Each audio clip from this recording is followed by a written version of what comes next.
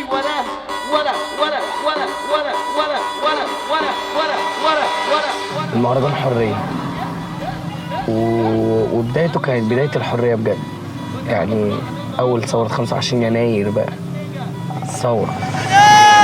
يلا زول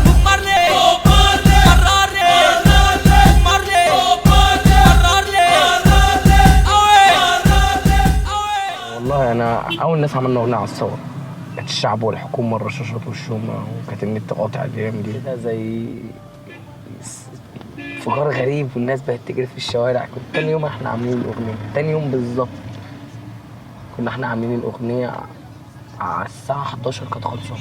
وقعت الحكومه ظلمه ناس قويه عايشين من غير حريه، بس المصلحه هتبقى قويه كلامنا مش راجعين حتى لو ما يعني بدايه نجاحنا قوي قوي قوي قوي كمان كانت هو المكتب ده، لما احنا لمينا وخدنا مكان واتجمعنا فيه وجمعنا فلوس من بعضينا وجبنا اجهزه واشتغلنا على الكلام ده. مفيش حد في مجال المهرجان ده ما عداش من البلد دي، اي حد عدى على مكتب ده طلع منه احلى شغل في مصر كمان.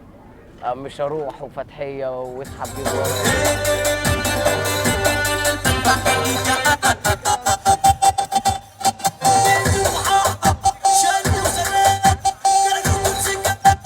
بحس ان هم عايزين يطلعونا اغبياء، يعني عايزين يثبتوا للناس ان انتوا بتسمعوهم ناس متخلفه.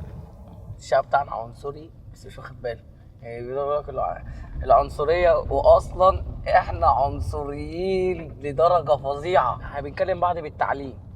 انت منين؟ انت دارس ايه؟ ما دي برضو حاجه توجع. انت ما تعرفش ظروفي، ما تعرفش انا ما كملتش تعليمي ليه، هل انا مش ذكي او مش ما حدش حاول معايا او حاجات كتير. فانت ما تحكمش عليا لان بيئتك او ربنا حطك في ظروف غير ما حطني. الدولة في حتتنا دي قهوة جنب بيتنا، بلعب دولة في حتتنا دي قهوة جنب بيتنا، بس لقيت حكاية قامتي منطقتنا، بس لقيت حكاية. بس ده بقى المكان الوحيد اللي بحسش بيه في الشغل، السلام. لان انا اعرف الناس كلها ومفيش حاجز بيني وبين الناس كلها، فلاقي قاعد يعني بكون ما عنديش شغل بكون في السلام. انت اديك شفت رحت وجيت وعملت وجيت ورحت وجيت ولقيت هي عادتي وهي منطقتي. اسلوب حياه بالنسبه لي، وهي حياه بالنسبه لي. ايوه تعال النور يطفي النور. ايوه ايوه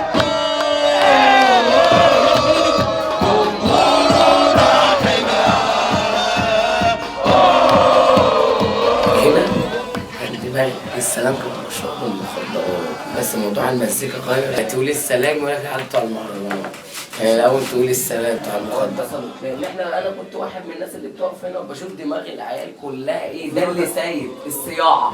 دلوقتي ما بقاش سايد الصياعه. بصوا وتانا واسمعوا حضارات، احنا هنا معاكم عالم المهرجانات.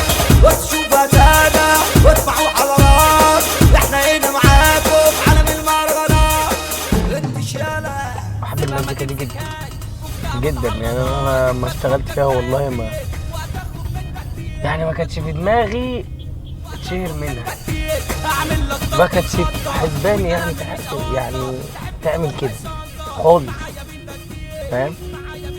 بس كنت عايز اوصل بقى فكره. لما واحد بيجي يعمل برنامج بيستنى رأي الناس اللي في الشارع، لما واحد بيجي يعمل فيلم بيستنى يكسب من الناس اللي في الشارع. طيب انا اللي في الشارع واجيبك عطشان بضحك ضحكتي العريضة واديك